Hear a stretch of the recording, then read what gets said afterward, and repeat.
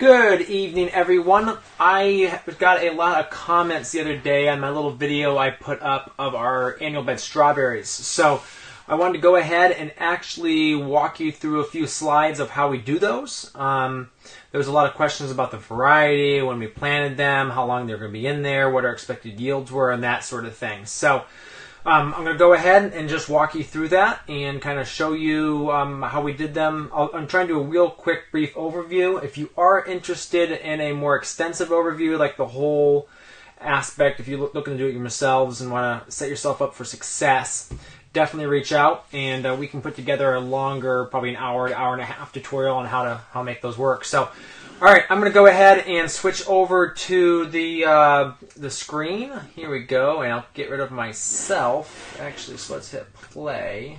See if we know how to make this work. Well, I'm not sure how to make that aspect work. We can probably, let's see if we can cut down to 75. There we go. So you should be able to see, now if you get rid of me, come on. There we go. Alright, so there we are. Annual bed strawberries. We love growing them because our kids love them. And it's an incredibly tasty crop. So, alright, so annual bed strawberry system, also known as the California style. So this is how they're normally done in California. Plant in the fall, they harvest in the spring, and then you till under immediately. So for us, the variety is normal Chandler, and there's like now 4 or 5 other varieties out there that they're working with. We just really haven't found anything better than Chandler yet. And usually what we do is we buy in the tips out of Canada, Quebec, and then propagate them ourselves, or we pay for someone to propagate them, and then plant in September. All right, so why annual bed? What are the advantages of the system? One would be earlier yield. So we usually start picking at least 1 week earlier than matted row in our area. And that allows us to get the premium price. And ours are the first day taste every year. So we get that week to 10 days of sales. And that really helps us establish brand loyalty. You also get a cleaner fruit. So it's undone on plastic. And then in between we usually blow straw in or hay in. Keeps it much cleaner. And also helps feed the soil. It helps keep the gray mold and other diseases to an absolute minimum. So it's more of an open plant habitat. Strawberries are only there for 1 year, so you really do not have the leaf diseases. And really the raised beds keep the plants much drier. There's no matted row that really gets thick and nasty. So how does this work here? So planted in September of 08. This is a little bit older slide, but you can see here the plant's planted.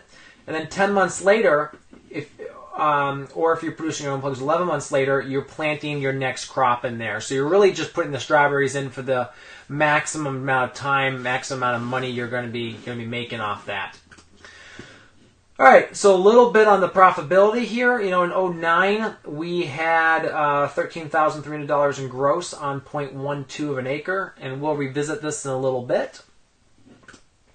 The other thing for us, the reasonability for this is on it builds soil. So between those rows of strawberries, we're applying 4 to 5 tons the acre of straw or weed-free hay mulch. It keeps the mud and weeds down, the fruit clean, increases organic matter, keeps the worms happy. Here we're using rain down alfalfa, which also throw in a little bit of nitrogen.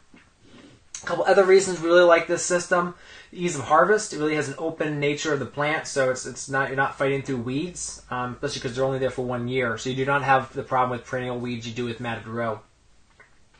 It really gives us a good rotation, so we're able to rotate in and out and clean the field up with this.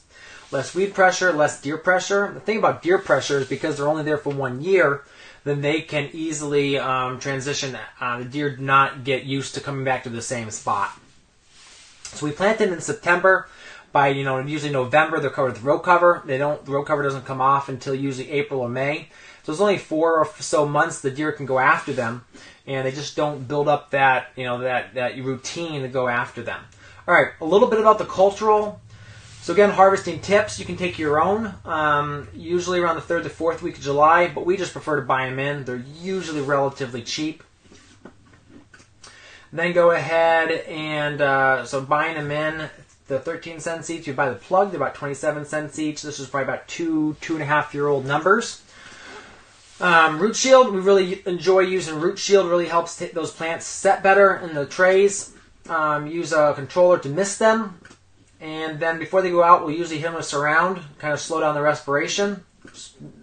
And then go ahead and spread out the straw. A couple cultural things. This is a sign of a blossom that has frosted. And so obviously looking to keep row covers on for that. This is what a good blossom will look like.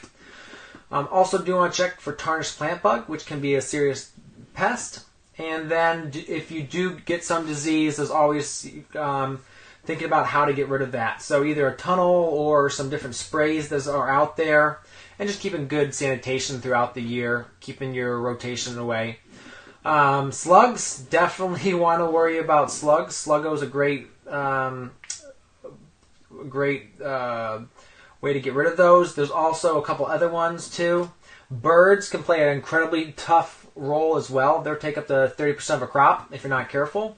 So a couple different things. You can use scare balloons and tape, but netting has been our best defense against them. And here you go, successful harvest. Just by the numbers here, let's throw out some numbers here. In 2009, this is one of our better years. We're looking at about 0.12 of an acre. Picked almost 3,000 pints off that area. So right about 2,800 pounds. And our first command $5 a pint season long, and our seconds will get between $3 and $4 a pint. So an average price of usually around $4.50. So that's about $13,000 gross, or $100,000 an acre. So how to get that price? So obviously, first is the variety. It's a really great variety. The flavor is incredible. We're only selling perfect berries, so usually our seconds and thirds they're being processed, or we're eating those. So just the number ones are going to market. And then we do large displays, put them out there. Again, we're earlier. And then because of our reputation, we can always get a 50 cents to $1 premium over others with annual bed strawberries. We would also be facing the conventional growers that were selling their quarts for $3 to $4 a quart, and we still would usually sell out before them. So the other thing we would do was freeze our seconds for the winter. So any seconds that weren't selling at premium price, we would go ahead, throw them in a quart in the freezer, and get $5 to $6 during the winter for them. And here's a few customers just fighting over those early berries. So it always would help having those early berries pull people to your stand and gave us, helped us get customers for other crops as well. And a couple sources here. So there's a couple different places to get the tips and the plants from, and then the controller from, and then Root Shield, just get it from Johnny's. So again, I hope that was helpful. If you're interested, we can do a whole probably hour and a half, 2-hour webinar on strawberries, on annual bed production, exactly walk you through all the steps to make those work in your situation. I've got growers in down in the south, so in Carolinas doing them up to New York. So they're really well suited for a wide variety of places. And they're a little bit more work, but you produce such a premium product. We just feel like the quality and the yield per every year is really great. So tomorrow we are going to talk about seed storage and planting. So how we manage our seeds, and we'll get into how we keep those hundreds of varieties separated in our seed, either cooler or storage room, and how to make that work well. So, hope to see you there. Go ahead, like, share, comment below if you're interested in seeing some more on this, or if you have other questions, feel free to go ahead and just even message me or put them below, and we'll try to get to them at a later point. Also coming up, and I'm trying to get some other experts on for this, is people are asking about managing fertility for baby greens in the field. So I'm going to try to get in a few other experts on that. I'm not super great on that, so I'd like to get these guys to do a little bit more than me to answer that question. So I'll try to see if I can get them to try to get them to kind of come on and hang out. So, all right, have a great evening, and hope to see you tomorrow. All right.